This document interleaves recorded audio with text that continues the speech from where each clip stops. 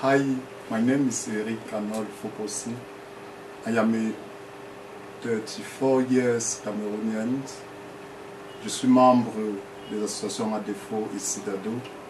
Et très souvent, on peut se poser la question, pourquoi s'engager pour des causes qui semblent ne pas être acceptées par tous? Personnellement, je vais dire que mon engagement va de plusieurs faits. Mon engagement date de très longtemps, avec l'affaire des listes d'abord.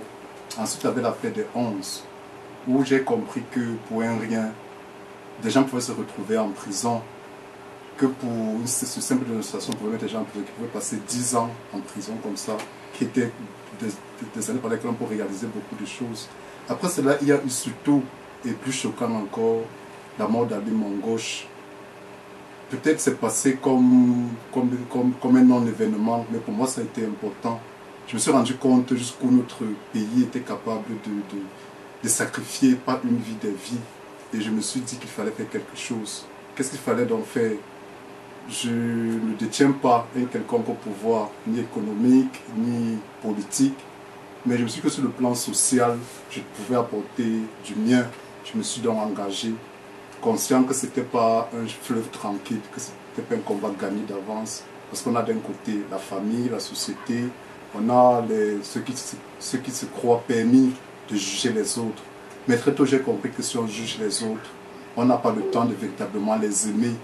Et que ceux-là qui sont discriminés par rapport à ce qu'ils sont, au fond d'eux, méritent qu'on s'intéresse à eux, qu'on soit avec eux, qu'on cherche à les comprendre et qu'on les fasse comprendre qu'au-delà de ce qu'on enseigne dans les chapelles religieuses, dans les médias, qu'il y avait quelque chose de plus grand encore. Cette chose-là, pour moi, s'appelle l'amour. Je l'ai trouvé au sein de Sidado, au sein d'ADEFO. À force de travailler avec ces jeunes, je comprends que je suis un privilégié. À mon époque, on n'avait pas toutes ces structures bien organisées.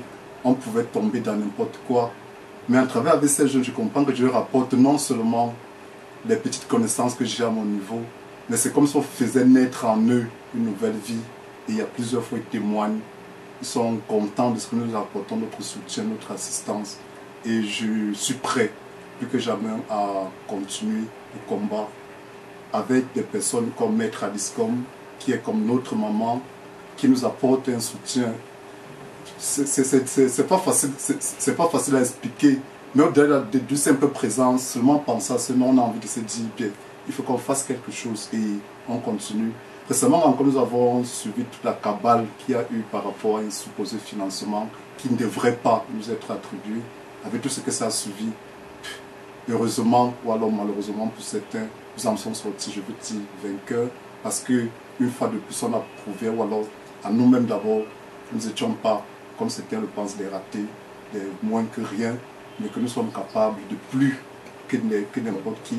En fait, que nous sommes des Camerounais, comme n'importe qui, nous avons les mêmes droits, les mêmes devoirs, que cette terre du Cameroun est notre terre, que nous sommes les citoyens du monde, que l'histoire se fera avec ou sans nous.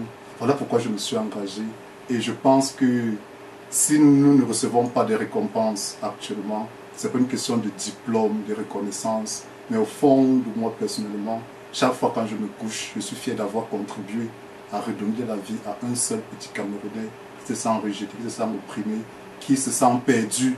Et là, c'est un combat qui vaut la peine d'être mené. J'irai jusqu'au bout avec toute la force, avec toute la détermination et toutes les potentialités que j'ai personnellement, en comptant bien sûr sur toute l'équipe qui travaille tous les jours pour que nous puissions donner un véritable visage à ce que nous faisons et que, en fin de compte, le droit à la différence, parce que c'est ça qu'il est question, puisse triompher, qu'on comprenne que l'arc-en-ciel, s'il est très beau, c'est parce qu'il a plusieurs couleurs. S'il avait une seule couleur, il sera très laid, mais puisqu'il a plusieurs couleurs, il est très beau. Chacun tombe d'admiration devant ce très beau signe qui n'est pas une invention des hommes, mais qui est une invention divine. En comprenant que Dieu, lui aussi, quelquefois, il nous parle à travers des signes qu'il nous envoie.